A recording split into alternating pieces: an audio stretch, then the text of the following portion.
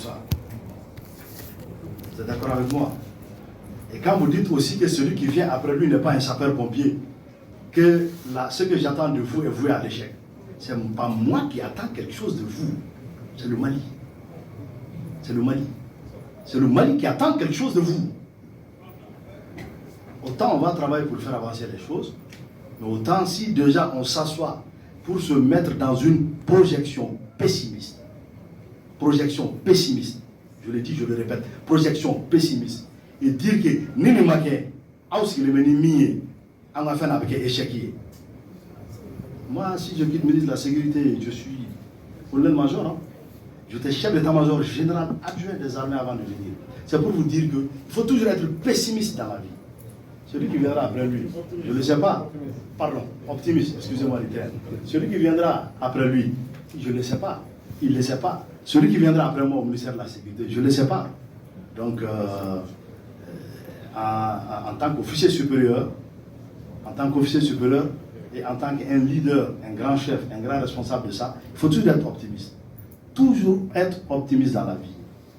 Quand vous dites que ce que moi j'attends de vous, c'est le succès, c'est de faire beaucoup plus. Mais si le poste de quelqu'un doit faire un échec, pas pour moi, c'est pour le peuple malien. Pour le peuple malien. Tout ce que vous savez à l'heure de journée, que Dieu nous en garde, pas moi d'abord, les accidentés et tout ça. Donc vous allez arrêter de travailler, vous allez baisser les bras parce que celui qui est venu n'est pas un sapeur-pompier ou autre chose. À mon avis, c'est assez pessimiste, mon colonel. C'est assez pessimiste. Pourtant, vous avez avancé les choses, mais il faut dépassionner quand vous parlez. Il faut vous dépassionner. C'est très important. Voilà. Moi, je prends vos propos comme des intimidations. Oh non. Non, non, je parle clairement. C'est comme des intimidations, comme des menaces. Dans ma quête, tout ce que vous attendez de nous, c'est un échec. On n'est pas là pour des intimidations. On n'est pas là pour ça. J'étais un grand chef militaire. J'étais chef d'état-major général adjoint des armées.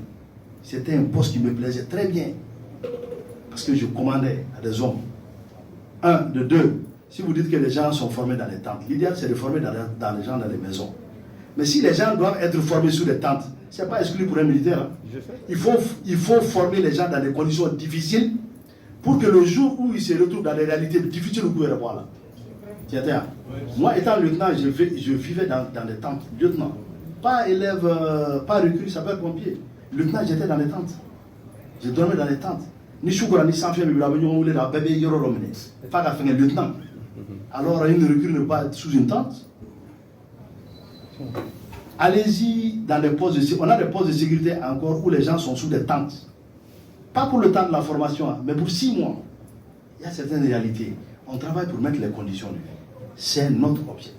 On travaille pour améliorer les conditions de vie. Mais, quand vous parlez d'espoir brisé et tout ça, ok.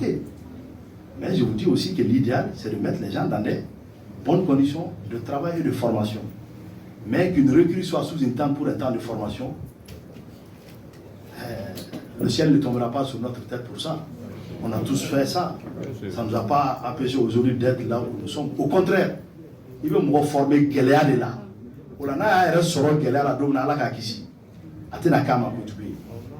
D'accord, c'est ce que je voulais dire. Merci.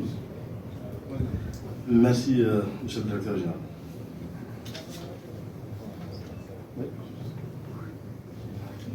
Ok, donc je pense que la dernière étape ou l'avant-dernière étape, c'est la visite du centre de coordination des opérations, mais d'ici là,